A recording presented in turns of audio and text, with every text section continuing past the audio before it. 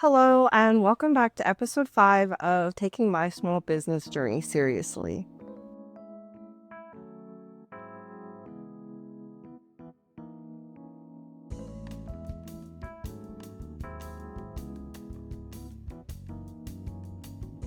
So last week I went to my second ever vendor market, and for me personally, it felt truly like a proof of concept and a proof of effort. I had a goal set in mind for what it is that I wanted to do, and my goal was to make at least 5 sales. And I was able to do that, and it was so exciting to reach that goal, and then I got one extra. So I had a total of 6 sales at that market, and I want to take you guys through the week of preparation and everything that I did in order to help me with my confidence and sort of proofing my story of Melrose Haven and how it all went step by step, or at least an overview step by step. If we did it step by step, you would be here for a week. I decided to sign up for the market maybe the next day after I posted my last video where I talk about the different things that I've been doing post launching my website. And I have been putting in the work to make all of those things work for me and to realize them to their fullest potential. And personally, I think that going to that market and practicing those 5 things really helped me in making my first ever sale. Considering that I had almost a full month to prepare for this market, I spent a good few days following through on my expansion plan ideas and trying to figure out what would be the best direction to go. And so I had started creating new products. I started selling them and made the patterns and sort of like proof of concept and figured what would go well with the Melrose Haven brand. And I figured like a reading nook. That's something that is cozy within the home, and people would maybe want things like softer materials for their books or their Kindles, and like bookmarks and cohesive little collections of like everything that would match. And so I decided to make 4 to 5 different versions of glasses case and a bookmark. I haven't gotten a chance to start on the Kindle cases just yet, but that is something that I'm going to do, and then create sort of a set with some other goodies. So we'll see what I decide to do with that, and how far I want the reading nook to go, especially the summer is in full swing. We have actually been in the heat wave, but I'm also trying to think ahead to the autumn and winter months and things that people would want there. I know me personally, I like soft, warm things like a normal person would, but I'm sort of trying to think ahead and also maybe prove that kind of concept and see if there's a market for those sort of items within Melrose Haven, and if they go with the brand in general. I wanted to go with a little bit more fun and sort of universal but cute bookmarks and glasses cases. So for example, this one is a tomato plant on a polka dot background, and another one is to have a heart glasses case with a matching bookmark that has a tassel on there as well. Of course, you'll be able to see them when I show you the final reveal of what my vendor table looked like. But that is actually what I spent a lot of my earlier days in preparation for this market working on, was just making different designs and ensuring that they all had the Melrose Haven logo on them, that they were nice and fluffy and pretty the way that I wanted them to be. Also, this was great for me learning a new skill of quilting. I've always wanted to learn how to quilt with really fluffy batting, so I was able to do that, and it was really exciting to be able to do that for this market and also my website going forward. I do plan on expanding on this even further, but this is what I have so far.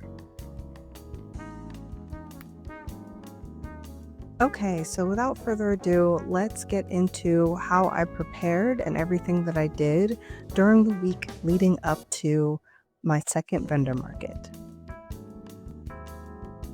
The Monday of the week that the market took place on a Sunday. So the Monday before, I kind of just sat down and counted all of my inventory and made sure I had enough. And then from there, I went through all of the things that I had already made and just made sure they were like perfectly spick and span and exactly what I wanted them to be like. For example, I went through all of the scrunchies that I had previously made, just checking all of the seams, the hems, going through and making sure that there are no fuzzy or loose threads, and if there were any, clipping off the extras that were there.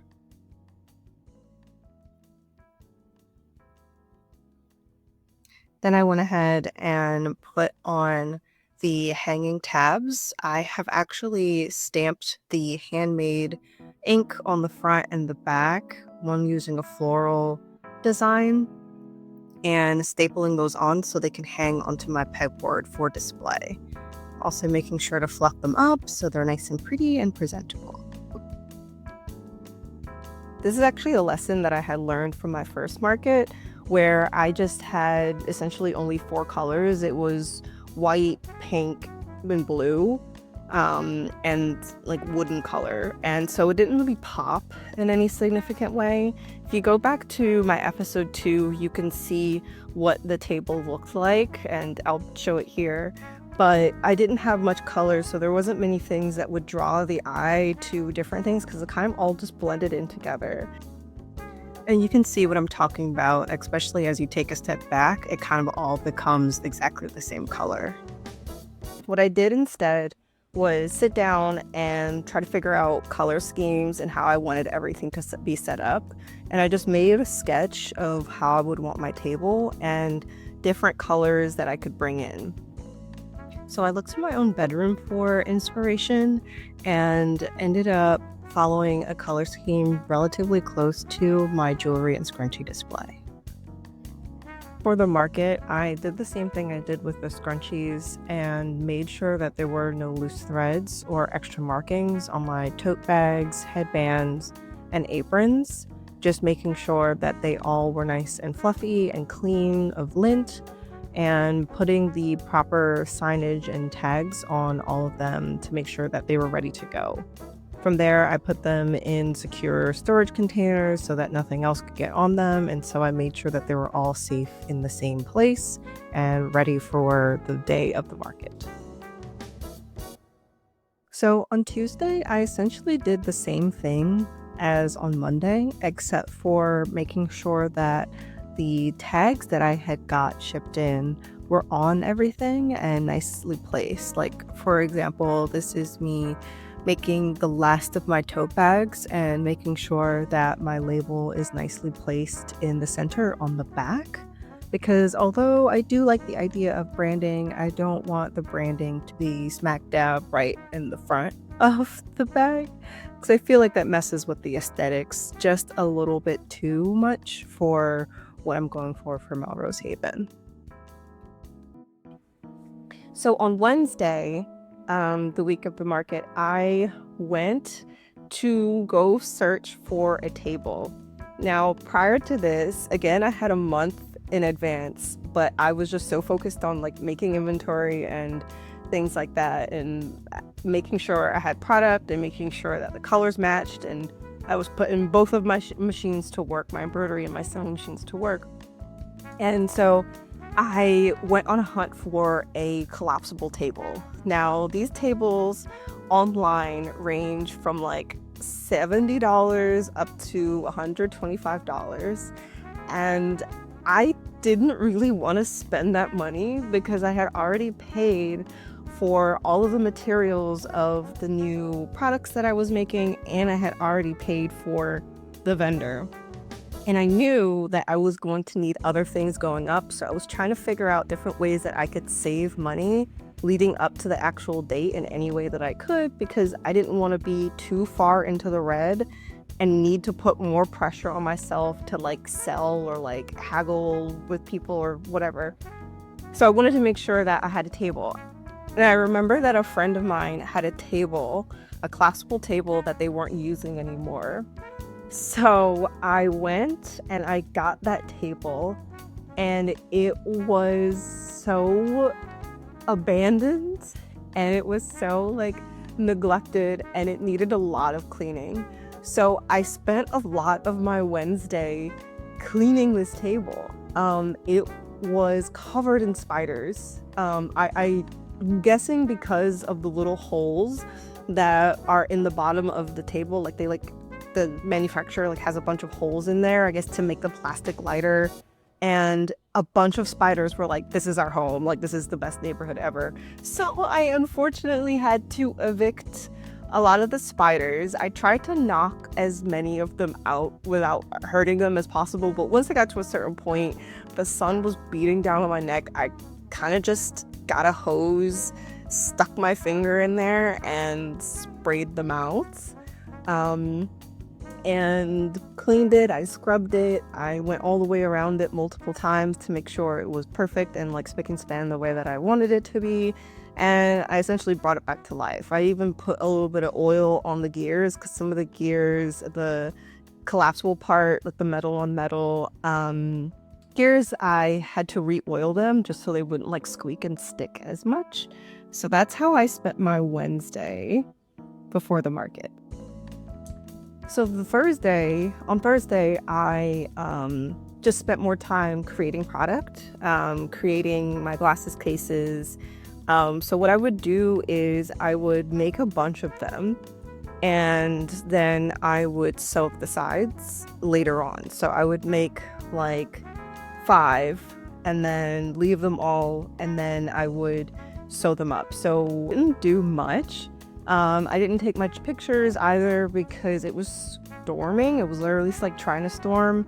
And so I couldn't really do much outside, but I kind of just wanted to focus in on making sure that I had enough quantity of everything. Also, I spent that Thursday moving a lot of things into storage bins to make sure that they were all in one place, because I didn't want it to be like a last minute, oh, let's do this, oh, let's do that, oh, let's do this. On Friday, I realized I didn't have a sign. That's also something that I had learned from my first vendor market, is that all I had was a slat board, and I kind of just put like Melrose Haven, like and follow on the slat board, which was fine. It was fine for what it is that I needed it to do at that time, but I wanted like a quintessential sign that was mine, that was exactly the way that I wanted it to look. I got an email from the promoter of this market highly suggesting that we have a tent. We were allowed a 10 by 10 tent. And I know for a fact that, especially during like this festival and like market season, that the sun will be out or it might be raining. And also for the future going ahead, like during autumn and winter and things like that, it might be snowing or raining, or just to have a little bit of protection from the elements. I knew that I would need a tent anyway, like a standard 10 by 10 tent. And so I decided to go to the store to get materials for a sign and a tent. Now, when I got to the store, I didn't really have any idea of how I was going to make the sign. Like, again, much like the table, I didn't want to have to spend too much money on having to like go to Staples or Vistaprint or something like that to get a sign exactly made. Like, I will do that later on, but while I'm still in like this like grassroots beginning stage, I know that I'm gonna have to do a lot of things by hand. And I'm gonna quote myself here to my fiance, and I was like, I'm an artist, I could just do this myself. And that's exactly what I did. I went to the store, I got a plain wooden circle sign that already had the tweed attached to it for hanging. It had these really cute pearls, like wooden pearls around the edges of it. I picked up some paint that went really well with the color scheme of what I had already created on my website. for not only the lettering, the base of the paint of the board, and also the pearls themselves. So I got a ivory, maroon kind of color, and then also a gold. And I just spent the time outside on my patio in the sun, on my hands and knees, partially laying down, and I painted it.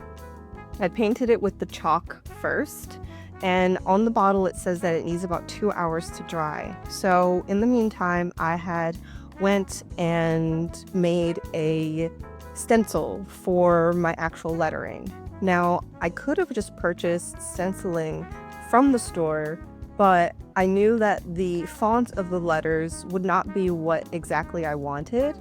So instead, I got a blank stencil, got that. I came home. After I came home, and while the base paint on the actual wood was drying, I spent the time tracing my brand name, Melrose Haven, from my computer. So it was enlarged the lettering to be exactly the size that I wanted, taped the stencil to my screen, and very gently with a Sharpie marker went over it and traced the letters exactly the way that I wanted to. I made sure that they were evenly placed. It was all nice and well and balanced. And then at first I used an X-Acto knife to cut out all the letters, but I'm not well versed in using an X-Acto knife, and I was really afraid of cutting myself. So I got the next best tool, the tool that I knew and was most familiar with, which was a seam ripper. And the seam ripper worked wonderfully. I sort of just glided through all of the curved edges, and it worked exactly the way that I wanted it to. Once that was finished, I went back out to the now dried paint. It dried much quicker than I thought it would because it was out in the sun. And I mixed a red and a brown together, and I just rolled on the stencil that I made to make my sign, and it worked amazingly. It is exactly what I wanted. It is the same exact font of sort of like my brand and how it is online, and I loved it. I almost forgot to mention that for the gold, I used it on the pearls that bordered the sign. I think that it really helped the reddish brown of Melrose Haven pop. And I think in total for all of the materials, it cost me about $20 in total, maybe $25 at most. I would have to look at the receipts, but that's all that it cost me, and I don't know how much it would have cost me on Vistaprint and things like that. I honestly didn't check because I just didn't want to spend the money, and I wanted it as fast as possible. Oh my goodness, God forbid that I had ordered it or tried to order it online and it didn't come until way later. I think that would have been the most devastating.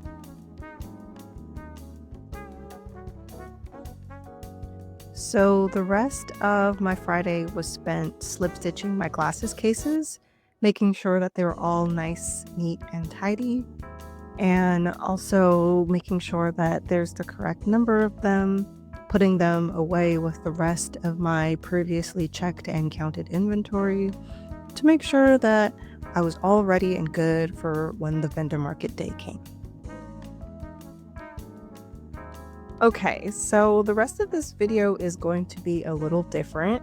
That is because it's becoming a lot longer than I had expected it to. So I'm just going to show you really quickly how I had set up.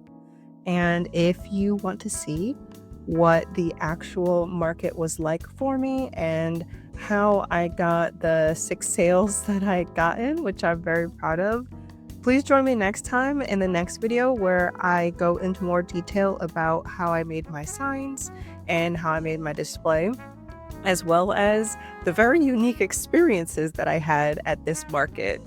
Just like the first one, I had some very interesting experiences at this market, but I love the experience. I love the journey of it all, and I love the adventure that it is going to a market. So please join me next time where I tell you guys about my second vendor market experience. Thank you and see you there.